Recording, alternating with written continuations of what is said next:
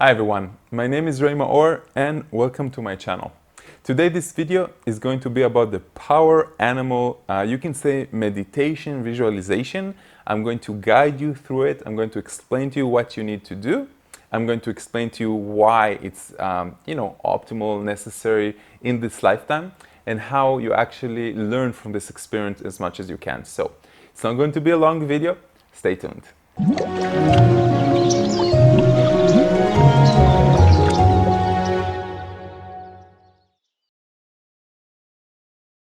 Power animal.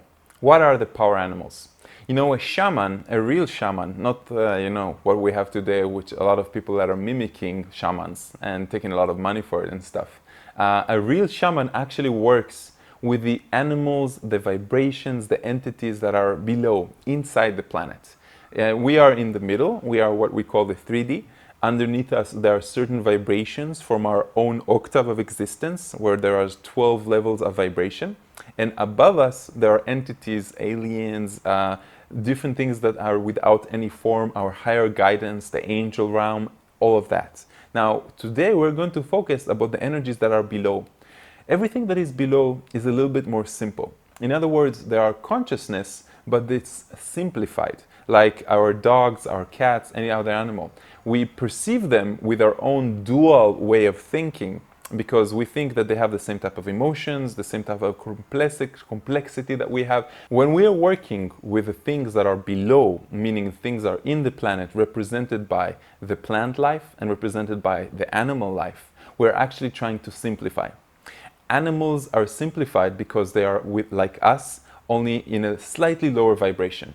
Some would say that dolphins and different animals like tortoises are of high vibration, and that actually has to do more with their soul and where their soul came from. But in this existence, in that particular body, with the box and the forgetfulness of where they actually came from, they are simplified. And what does that actually mean? It means that an animal doesn't actually look for something that is beyond anything that is around it. It's not looking for the meaning of life. The type of emotions that they have are simplified again. So it can be sad, but it doesn't have 10 different types of sad. It can feel abandoned. It can feel joy. What I want to explain to you here is how you can actually meet your power animal. And I'm going to explain to you about a short visualization exercise that you can do. And it begins with the fact that you understand that a shaman, which is you, which is anybody that is watching this video right now, can actually connect using certain drumming and stuff like that to the underground world and meet a power animal. In other words, an energy form that represents the type of animal or the type of energy that you need to be guiding you right now in your life. What does that mean?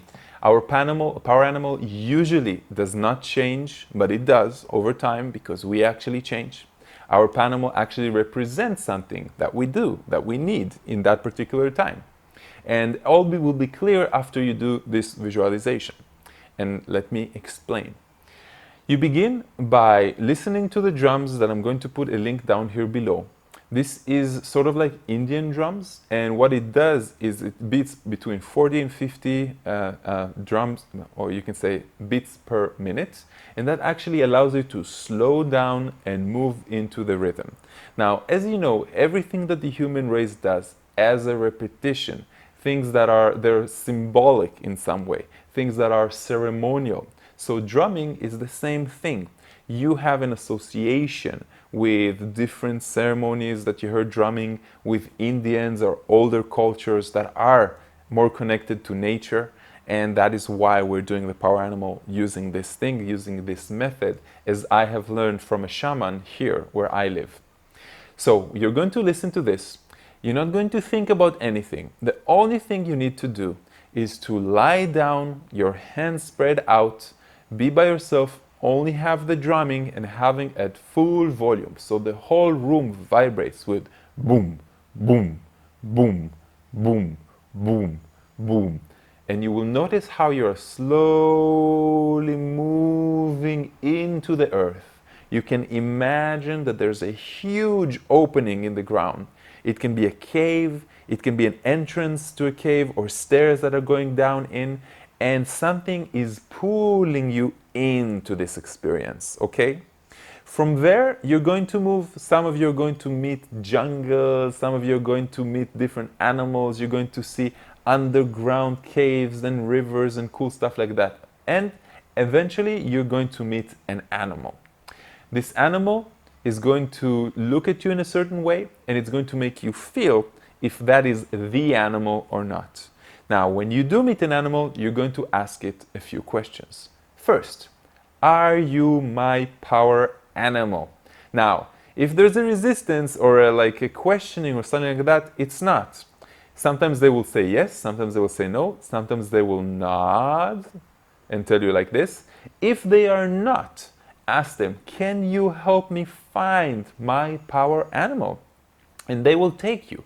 If you met an eagle and it's not your power animal, maybe you will fly with them. If it's a snake, maybe you will crawl with them. If it's a fish, maybe you will swim with them. Eventually, you're going to meet another animal, and again, you're going to ask him, are you my power animal? If not, can you lead me to my power animal? If it is, stay with them. This whole exercise is 10 minutes. Sorry, this is from a different video that I did before. This whole exercise takes about 10 minutes. Stay for that duration of time. And when you meet your power animal, ask them, why are you my power animal? What type of energy do I get from you? How long have you been my power animal? Like anything that comes to mind in that particular moment, just ask, express it, and see what comes back. Sometimes they will actually explain in words. Sometimes they will sit and look at you. And you need to understand that everything that you're experiencing is a construct of your higher guidance, of your subconscious, of your guides, that is trying to explain to you something that you need to know in order to fulfill your mission, that is the box of the 3D world that you have encaved yourself or encapsulated yourself in for a certain amount of time. Now, after 10 minutes, or you can stay there for a while, you can go riding with your animal. You can, once you get why they're your power animal, for example, I have a tiger, and I've had the same tiger for years and years and years. I have a cat, she's here somewhere. I call her also my power animal, you know, even though she's a little bitchy and she scratches quite a lot, but it's something that she's teaching me about myself, I assume. So if you're getting, and again, when you come out of this visualization, and just keep it for about 10 minutes, see what it means for you. Ask yourself, why did I get this power animal? And every animal means something a little bit different, but you have to check them out. There's a website that I'm going to find for you, and I'm going to put it down here in the description, that explains about the different power animals and why you got them, what they actually mean. But you should, before you check the website and understand why the collective has created that certain energy for a specific animal, ask yourself why I got that little animal. For example, because we are doing this in the different workshops, I can tell you that I met a lot of different people and I've seen their character and I know why they got a specific animal. So, for example, one guy got an ant. Nobody wants to get an ant. And I asked him, okay, so why did you get an ant? And you know, because an ant is powerful, because an ant needs to work in teams, because an ant is a part of something that is bigger, because an ant is more connected to the earth itself and lives underground, because an ant helps others before it helps itself. So many different things. Another person, again from the small animal world, got a snail. And he was like, I don't want a snail. You know, why did I get a snail? And then we're starting to think, why a snail? So a snail carries his home everywhere, so he can feel safe. A snail actually has a part that is strong and a part that is mushy. A snail actually leaves his trail behind him, you know. There's so many different things. Snails come out after the rain, in the beginning of the winter. You know, there's so many different, but there's general things. If I'm in the water, then I'm a water person. I need to move with the flow, you know. If I'm in the air, for example, an eagle or a hawk or a pigeon or a phoenix or anything like that, I need my freedom and they're guiding me from above.